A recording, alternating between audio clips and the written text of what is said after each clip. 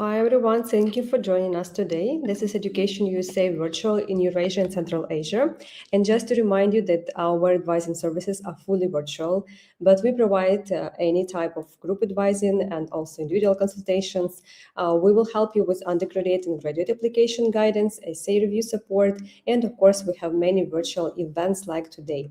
And I'm very proud to introduce you our speakers today and our special event. This is pre-departure orientation. And our speakers from different universities and different places of the world will share their perspective on the US college experience, and we will discuss what future international students can expect before departure and of course during the first months on campus. Just like to remind you that our webinar today is just like a friendly conversation. So if you have any questions that you would like to discuss with our speakers, do not hesitate and write them in the chat, and we'll be glad to discuss everything that you would like to know. So I'm glad to introduce our speakers today, and I will start with some questions. So maybe we'll just quickly introduce each other. And could you please also briefly share why you decided to study in the United States? So I will start with Arslan, then move to Victoria, and after that to Jahangir. So Arslan, could you please introduce yourself? Perfect. So hello, everyone. First of all, thank you so much for inviting me today. I'm so happy to be here. And I'm Arslan Kalandarov, and I'm an international student from Turkmenistan, currently studying in the Kent State University in Kent state of Ohio. And I'm a junior double majoring in international studies and human development and family science. And I'm also a part of the Honors College, which is basically a college for the students with high academic achievements. And outside of classroom, I'm also very involved in different campus jobs, student organizations, leadership positions, and more. So to answer your second question, what inspired me to study in the US is, I would say, before coming here, I was volunteering in a place called Dashogu's American Corner, where I was teaching English to the people through the presentation and different activities.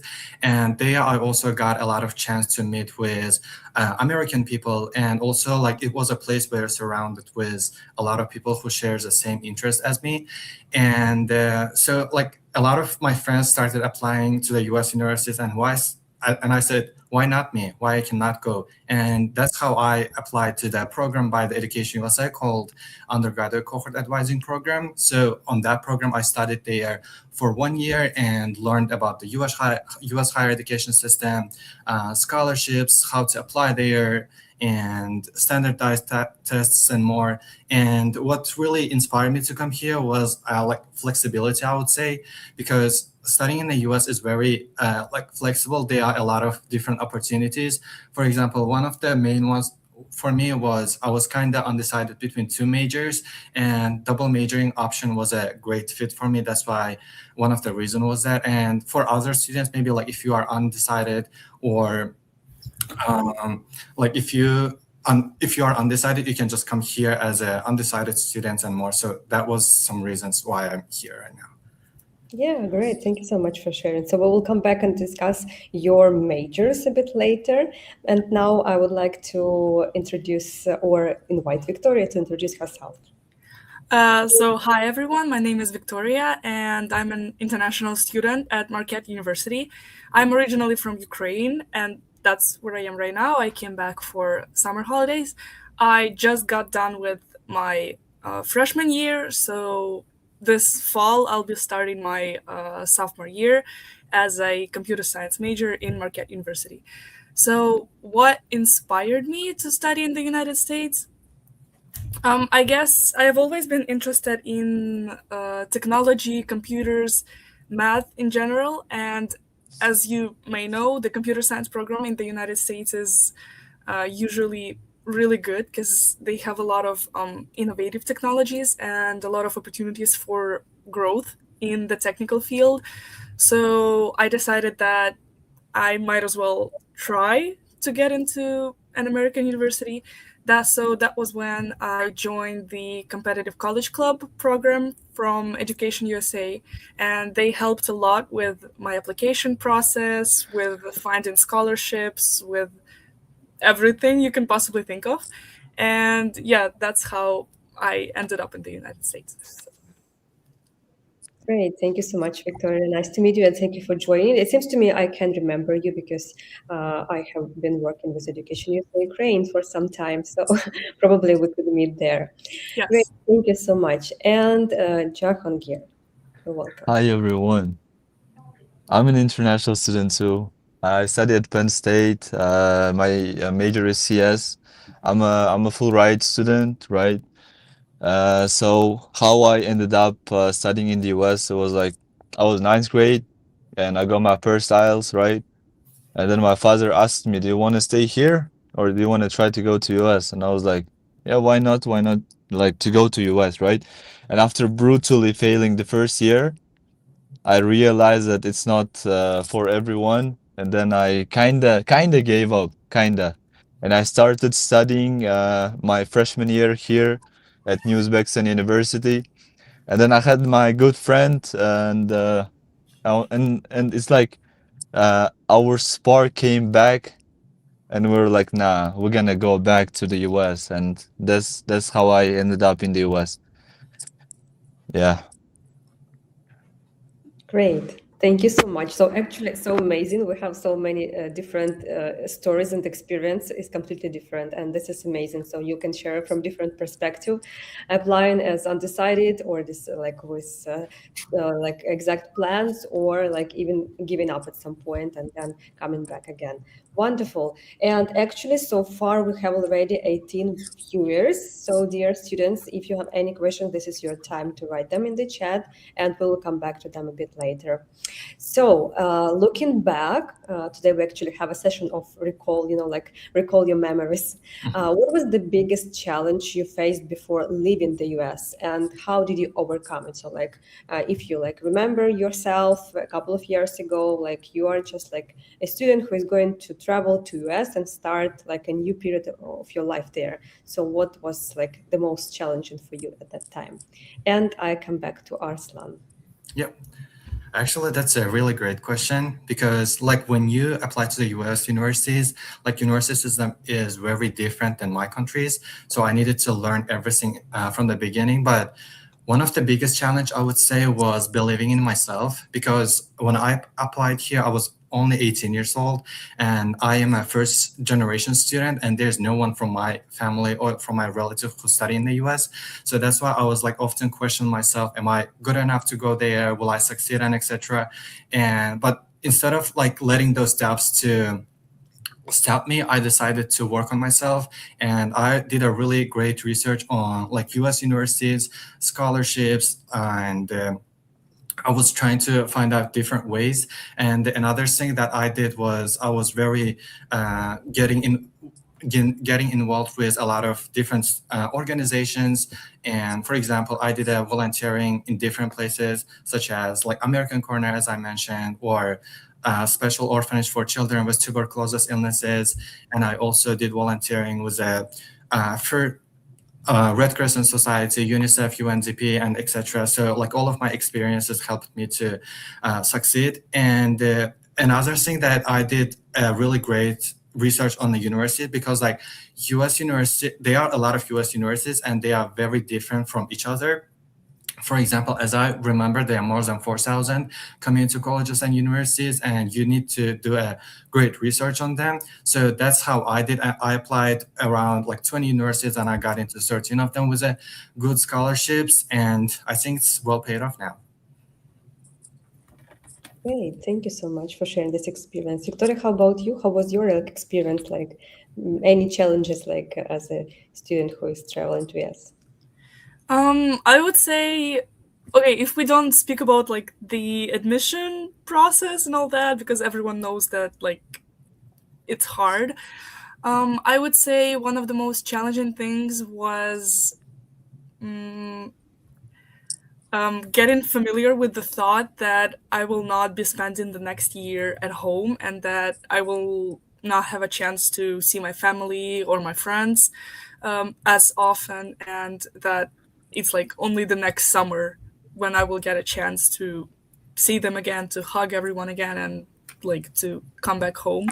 Also, it was really hard for me to pack for some reason because, as you know, like you only get like two suitcases and a backpack, and how do you pack your whole life in a suitcase, you know? So that was really hard, and it was really hard to leave some things behind because like I can be emotionally attached to a certain like thing, but I cannot take it with me because it's like either it's too big or it's useless, or like, you know what I'm saying? So leaving my home and leaving all the stuff behind, yeah, saying bye to everyone was really hard. Yeah, such kind of homesickness. I can imagine like this feeling. Yeah, it's really hard, especially like at such a young age. So yeah, thank you so much for sharing. Yeah, this is like really helpful. Jahan here, how about you? What was like Yeah, challenging for you? I completely agree with Victoria. In my case, as I was a freshman in my own university at Uzbekistan University, I worked in the IT department there at the time. And after I won the full ride scholarship, there was some documentation to do, right? And like I had braces on. I had so much stuff to do. So everything just came to an end just a week, not even a week. It's like 2 days before I flew. So managing everything, the documentations, it was really hard. The best advice would be just to have daily tasks or maybe weekly, so you won't cram on the last day. And absolutely, just like Victoria, it was hard to realize that I'm not gonna see any of my parents, friends, right, close relatives for the next year. But yeah. Mainly the main difficulties for me were the documents, and I successfully finished them all. But yeah, Great. Thank you so much for sharing. Yeah, I think like this is something that unites all the students who are leaving their home countries, yeah, for such a long period of time, of course.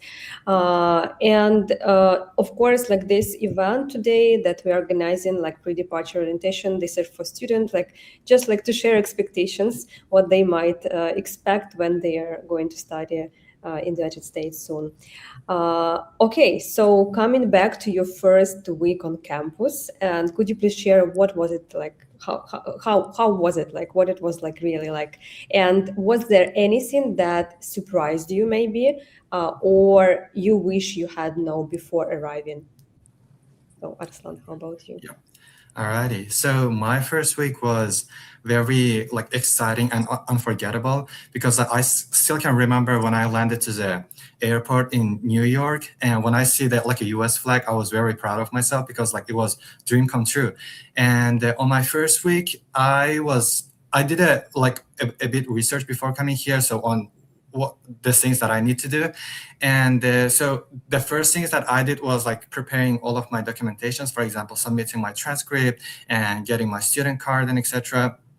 And luckily, I was not the first student at the Kent State University. We had some other students from my country too, and they really helped me a lot to adapt to the campus life and etc. And I was also like, as I'm like third people from my country, I was always trying to like represent my country to the other people by joining to the parades and like organizing cultural events and etc. So that was a great time. And what really surprised me was how the professors and advisors are very supportive. So if I was confused in a little thing, they are like always ready to help, and they have a lot of like resources that they can share with us. For example, if you are having difficulties with your classes, professors have their like office hours that you can go. And I think that's a key point on your achievement probably, because if you go there, you and your professor will get to know each other, and they can help you with your classes if you are having difficulties. Okay, this is helpful. So, like, actually, you're not alone there. Yeah, like, Yeah, so you have someone exactly. who is ready to help you. This is great, wonderful. Victoria, how was your first week at campus?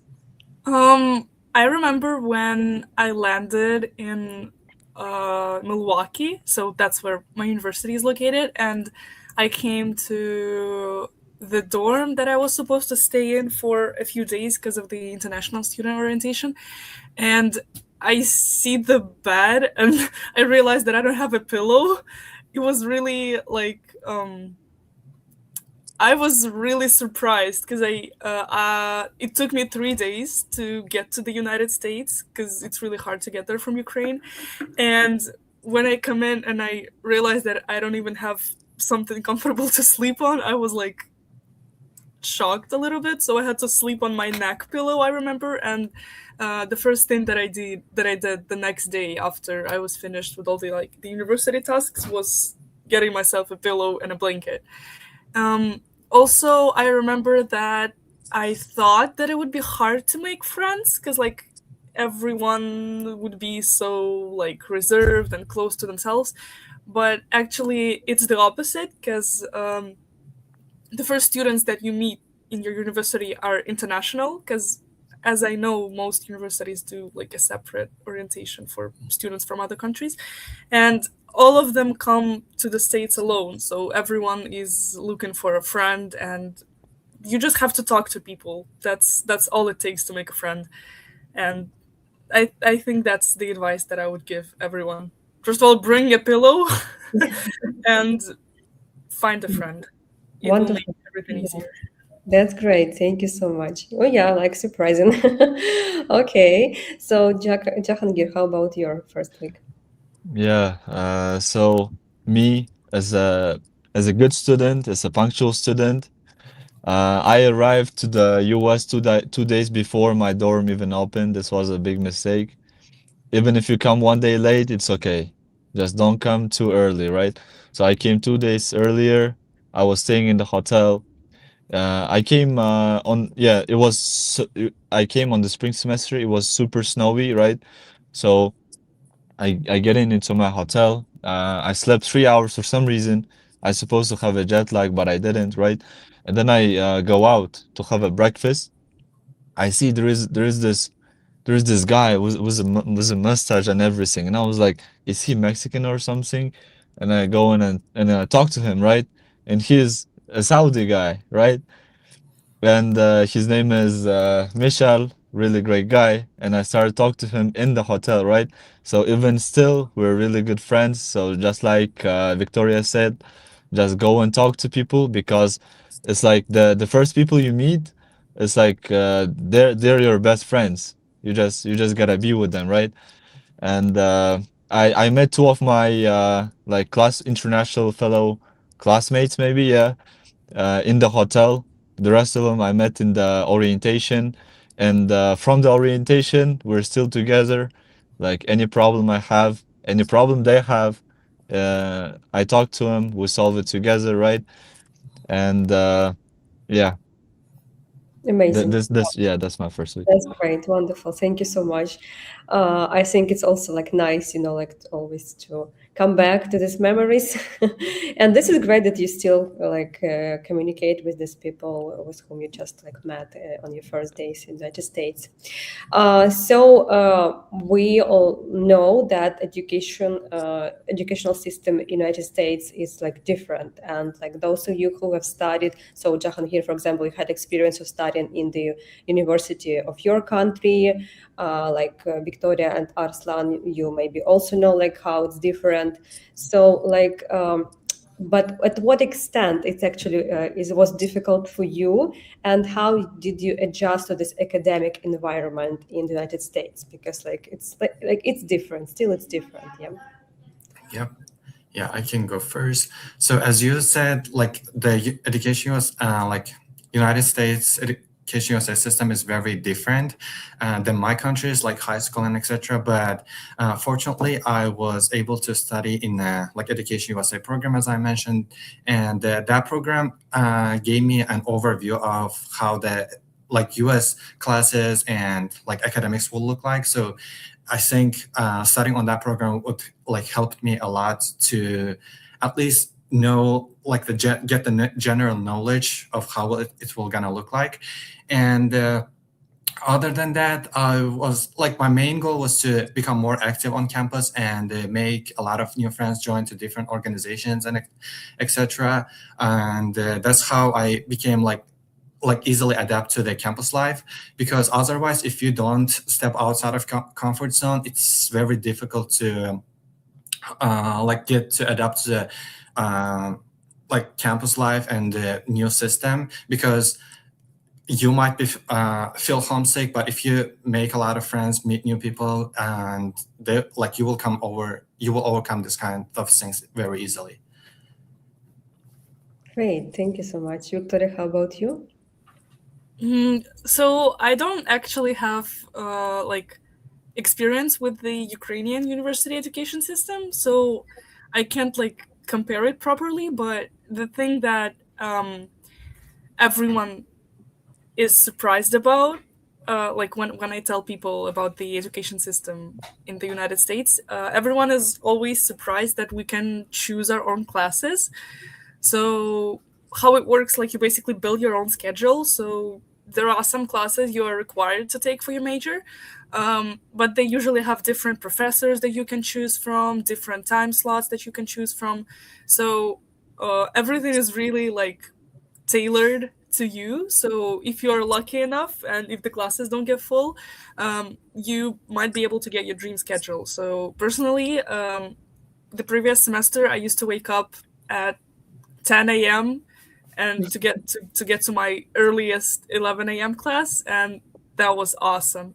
While I heard stories of my Ukrainian friends whose earliest class was at like 7:30 in the morning, and they're like, "How can you choose your time? You know, like what?"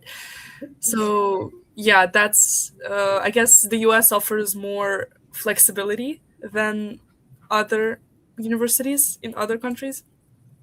So yeah, that's what I would say is different. And you can Great. also choose classes like you don't have to only study your major.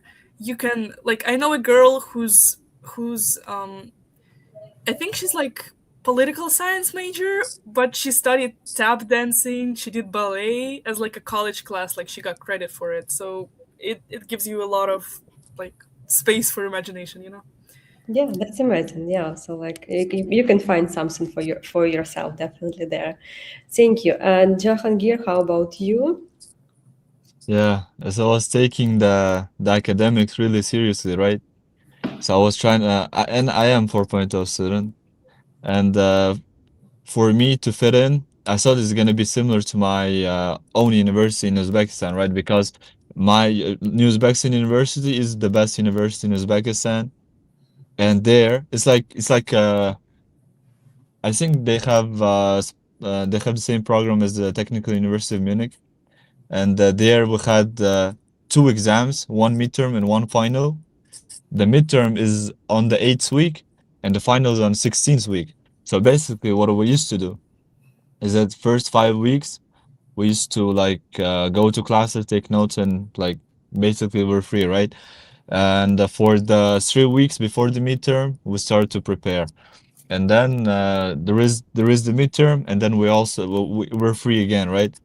So in that system, we're kind of free, and the stress that accumulated during the preparation for the exam was then spent during the 5 weeks that we used to just go to university, right?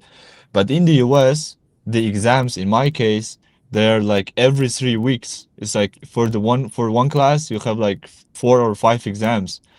It's like uh, close to the end of the semester, I was getting burned out like every 2 weeks. So I used to go out somewhere. I used to travel to another states. I used to travel to another countries and stuff just to get the just to get back in track, right? And what I was also trying to do is that in the I want to say that Victoria is lucky. I had ATM class for physics. Yeah, it's like two-hour class.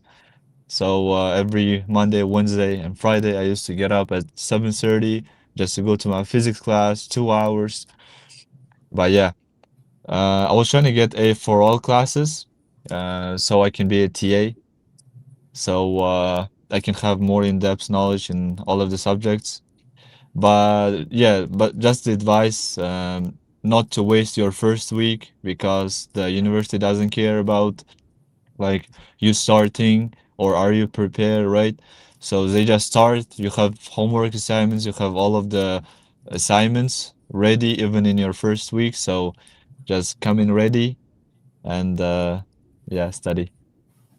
Yeah, that's great. Thank you so much. And again, just like to underline this, like your experience is completely different, and this is great. So, Yeah. and wonderful that we came to this question about majors. So, how did you decide to choose this program? What like did you have any passion before, or like it was like something unexpected that like your choice became like this? So, Arslan, how about you?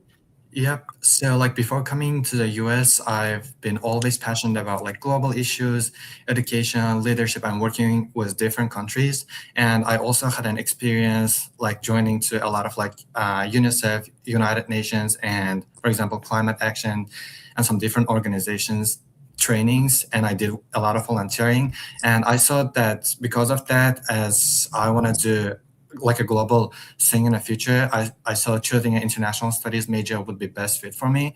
And when I come here to the US on my first semester, I discovered that my second major, which is human development and family science. And so that major is a really great major because it's very broad and you can do a lot of different things with that major. And I thought if I combine those two majors, it would be a very best fit for my like future career goals.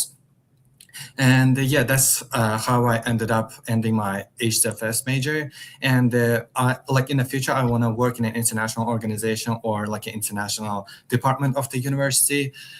So like my international studies major would help me a lot with a global perspective, while the HFS major would help me on like working with people and like different communities. Oh, that's great. Wonderful. So, look, you had some experience already, like before choosing your major. That's Mhm. great. Victoria, how about you? So I have always been passionate about like technology, math, computers. So I kind of always knew that I would study computer science. But when I came to the United States, so in my university, in particular, the first your first 2 years, I think, you're still considered undecided. So you can explore different majors, you can take different classes. So and if you were leaning towards one major at first, but then you take the classes and realize that like no, that's not what I want to do. You can always switch, and so like you're not tied to the major yet. But when I came there and I started taking the classes that were required for computer science, I realized that like yeah, that's interesting for me. That's what I want to do in life, and like that's what I want to continue studying. But just so you know, like I have a few friends. One of them used to be a biology major, but then he realized that he doesn't actually like biology, and he switched to theater. And then he realized that theater is not enough, and now he's double majoring in theater and public relations. So like you can do major switch ups, and it's fine. So you don't have to like get married to your major the first day you are admitted to the university. You can always change, and I think that's really cool. Well, that's great. Thank you so much. And Jahangir, how about you? Yeah. So, because I studied CS, I studied software engineering in my own university in Uzbekistan, right? And my scholarship required me to choose a track. So I chose CS as my track because it's the closest thing to my major, to my major that was in my hometown university. Uh, and then that's how I ended up studying CS. Actually, let me tell you a story. I started to be interested in the CS in my seventh grade. How did it happen? Is that I was really bad at coding. It's like in seventh grade we had coding classes. I was really, really bad. I was failing the class. And I was like, I asked my teacher for advice and he was like, figure it out yourself. I'm like, okay. I went to YouTube and it's like, uh, learn Python in 1 hour. I was like, that's what I want. I went to the class. I look, it's like really easy. And I was like, that's what I'm going to do for life, right? And then in the university, I see the classes, not so easy, but you know what? I can do it. And also I'm minoring in math because I think for me math is kind of easy, and I thought why not to add it as a minor. to my major. Yeah, that's my experience how I chose my major. Yeah, that's amazing. Thank you so much. No, like again, it's like completely different, and this is great. So before we'll actually have some questions in the chat, so you might see them already. But before we move and discuss like these questions and also come back to your campus life, I would like to ask you such kind of life questions, and they're connected with those steps like for students like bank accounts, any like credit cards, some like financial things like this. So like as a student who is coming to United States and you don't know anything about this, like how did you get this information? How did you start like all these steps? Like did you have someone behind you who helped you, maybe like someone from university, or like how actually this process looked like? All right. Yes. So for me, it was like who really inspired me to study in the US. I had a friend, and she got into like one of the prestigious university in the United States, and she really inspired me. And she talked about me the program by the Education USA, which is the UCA program that I mentioned. And so I actually applied to that program like two times, because on my first time when I applied, I didn't get into it because there were like some things that I needed to work on myself, and so I didn't give up, and I really worked hard on myself. And on my second try, I got into that program. So basically, this program was preparing high school students for the U.S. universities for 1 year, and it was free. There was an advisor, and there was like different people who were teaching in different fields, and that's how I actually learned about studying in the US, because before I didn't know anything about it. My dream was like only studying in the US, but I didn't know how to apply and other things. But like that program really helped me a lot, and throughout that program, like before graduating that program, I applied to like US universities, and I also applied to like scholarships, and yep, so that's how I learned. Yeah, that's great. So Victoria, how about you?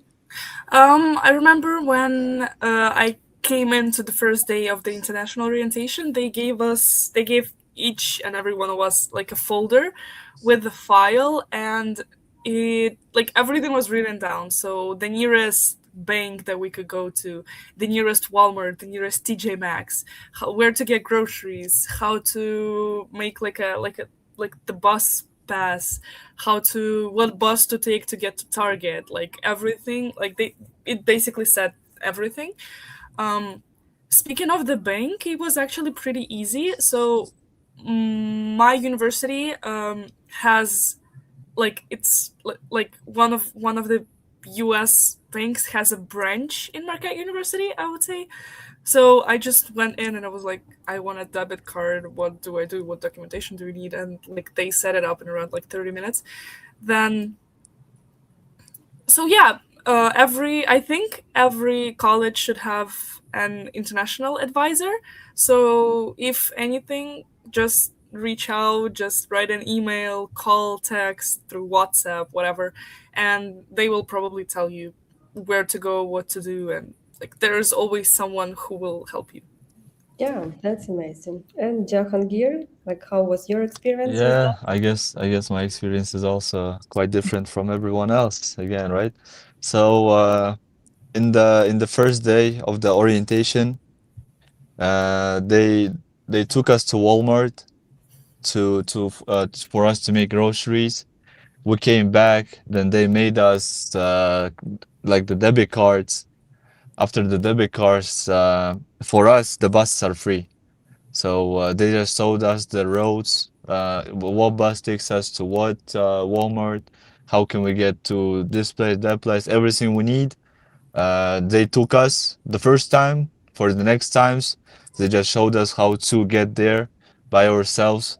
But thanks to my friends, thanks to my Saudi friends, like my friend Farsi, he has a car.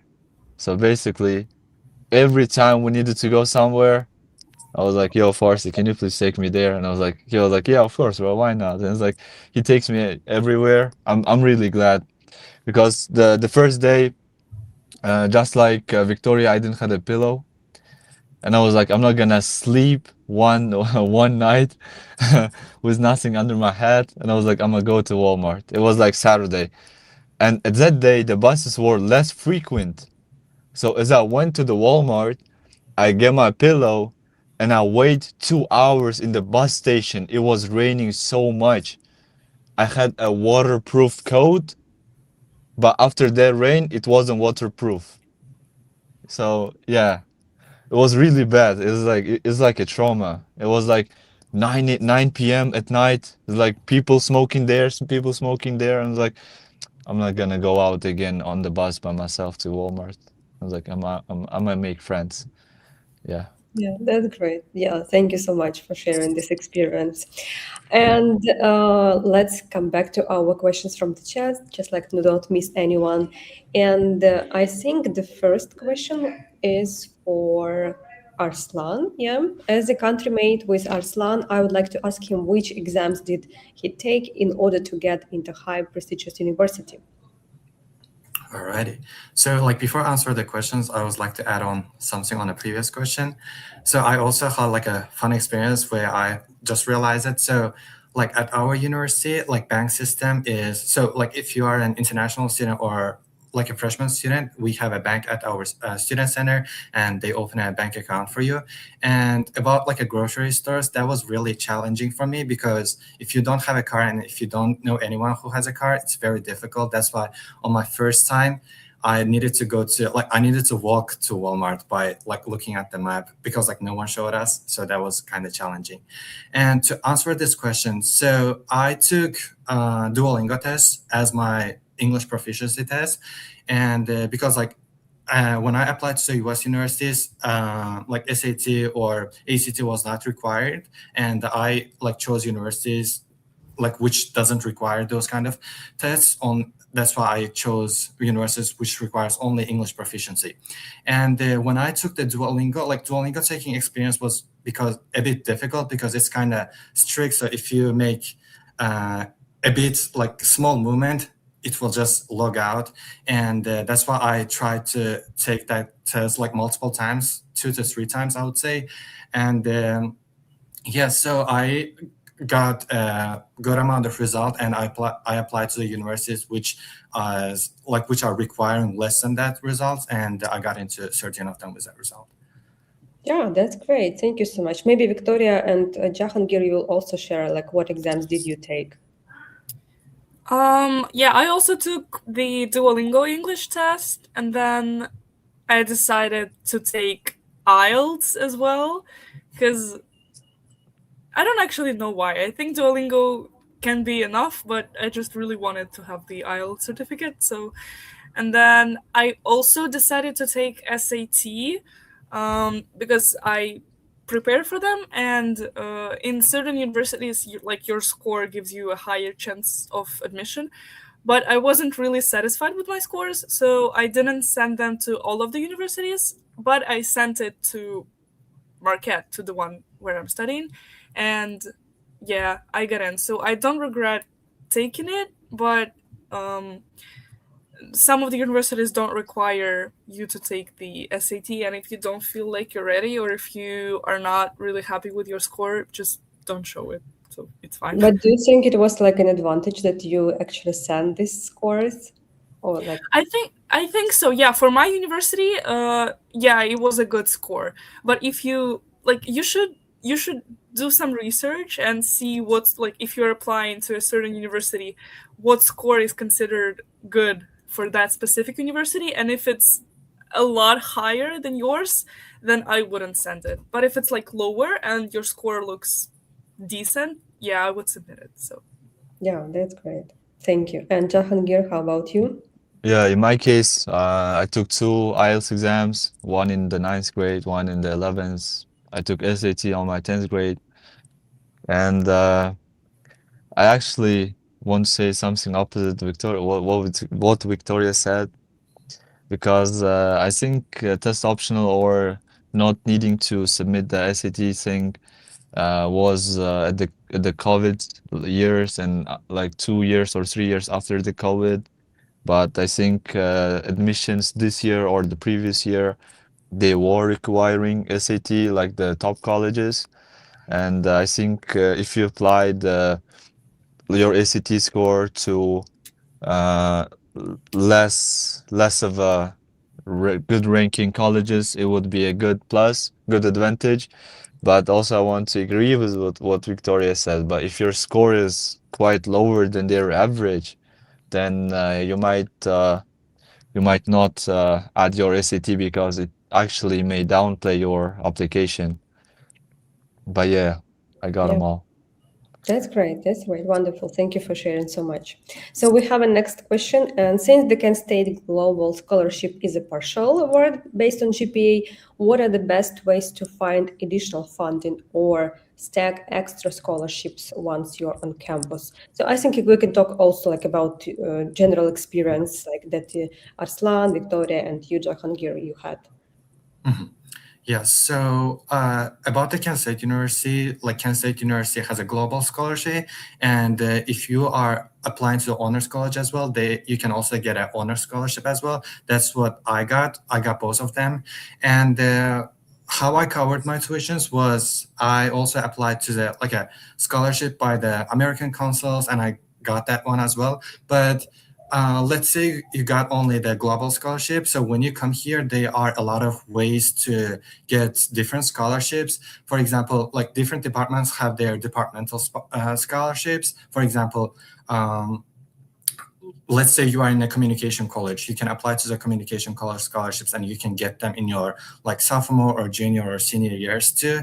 And another thing at Kent State University is like doing a research and participating in a thesis thing. So for example, currently I'm not taking any classes, but I am participating in a summer research program, which is related to my major. So by doing that research, I am gaining a lot of like knowledge about my major, but at the same time, it's like supporting me financially too. And another opportunity I would say is honors thesis. So let's say at my university, there's a thing called honors thesis where you do it on your junior or senior year. So let's say if you didn't get into the honors college, but you can still apply to the honors thesis in your third year and get a scholarship. Yeah, that's great. Did you get like full funding or like you also like had the stock of scholarships? Yeah, so mine is so I'm living off campus in an apartment, and my like all the scholarships that I got covers all of my tuition. But like there's several, yeah, like different Yeah, scholarships. yeah, I got it from different places. Yeah, from different resources. Yeah, this is great. Thank you so much. Victoria, how was your experience of funding? So Marquette University has the Global Scholars Award. So you first of all you get admitted to the university, and then as an international student you can apply separately to get this award, and it covers your tuition and room and board. So it's basically a full ride. You only have to pay like lab fees, which is like $30 a semester per class, I would say, and health insurance. So yeah, how I got the scholarship, I just applied. Then so you write an essay, and then you get an interview, and after that you get like your decision whether you got it or not. And then what else? What else? What else? Then I got a scholarship from Education USA actually, which helped me like get adjusted in the United States. So like to like get some groceries, get school stuff like notebooks and stuff like this. Um, and also, the universities sometimes send out like newsletters, I would say, which have like additional scholarship opportunities available for like $1,000, $500, like $2,000. So which you can apply to your tuition, but you can also like apply to housing, to your living expenses, like to anything like that. So yeah, and I actually just got a decision about one of those scholarships, so I received some award for a few $1,000s, I think. So I'm just waiting for it to go through. Yeah, but this is great that you can still apply on site already, like you are Yeah. already studying, yeah, and still have some opportunities to get some funding. Yeah, that's great. Jahangir, how was your experience with funding? Yeah, in my case, I won full ride scholarship, so everything, literally everything we can think about is covered. It's actually a governmental scholarship from Uzbekistan. It's called Elyor Tumide. Yeah, so it's like visa fees, flight, like whatever, living expenses, insurance, tuition. It's like you you can't even spend anything from your own pocket because it's like too like a really good excessive amount of money that it's yeah. I'm really grateful. Thank you, government. Yeah. Yeah, that's great. Wonderful. Thank you so much. So we have one more question about like again funding, but I think we actually covered yeah, like other specific departments, scholarships or external grants. I think it depends on the country and like the cases are completely different. So like you can apply to some grants and scholarship in your country, like governmental, as Jacqueline here mentioned, or you can just like stack together different scholarships, like before you start your studying or even after, like when you're already in the United States. And since like we don't have much time left, so I would like to move and discuss like the last question from the chat. Did you use any agency or advisor to apply, or did you do it all yourself? What do you recommend? All right. Yes. So basically, what I did, as I mentioned, I was a program of the Education USA program, and there I had my advisors, and they helped me uh, just to like understand how the application process works, how to apply to the scholarship plan, etc. And what I would recommend is basically a lot of things are on depends on you. So you should do a great research on the universities that are going to, because like here in the United States, there are more than 4,000 universities, and they are very different from each other. That's why you should do a research based on the scholarship place or like other important things for you, like for example for your major. And yeah, so what I would recommend is if your country has like a advising center or like Education USA advising centers, you can just go and consult, have a consultation with them. They would be like more than happy to help you. That's what I did, but also like everything depends on you. So you should also do a great research. And like what I also did was I was like watching YouTube videos and the life of like different like current students at that time, and they were sharing like some great tips with us, and that's how I learned everything. Yeah, that's nice. Great. Thank you so much. Victoria, how was your experience? So I actually applied for the competitive college club program from Education USA, and they basically guide you through the entire application process, and then after you get admitted to the university, they help you with your visa, with your flight, like with everything basically. And it was really nice to have a person to reach out to. Um, because like during your application process you always have like different little questions that you didn't know would come up, you know what I'm saying? So because the school in Ukraine is different from the school in the United States, so I had to like find how to translate a certain term into English, or like what that term would mean in like Ukrainian. So it was really hard to find that correlation, but I was really glad that I had an advisor that was really experienced and that went through all of it with like previous cohorts of students. So yeah, I would really recommend, if you can find an advisor or if you know a program, to apply, because doing it by yourself is of course possible, but it's really hard, and it's a lot easier when there is someone you can email, you can text, you can call and like ask anything. So Yeah, that's great. Thank you so much. Thank you for sharing your experience. Jahangir, how was your experience with application?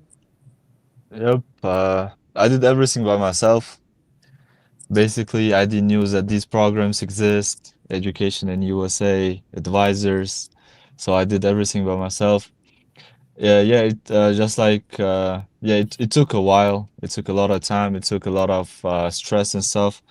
But one thing that is really great is that after you win the was bit like government scholarship, uh, like the network of students that are already studying in the US or will be studying in the US opens, meaning it's like 3,000 students.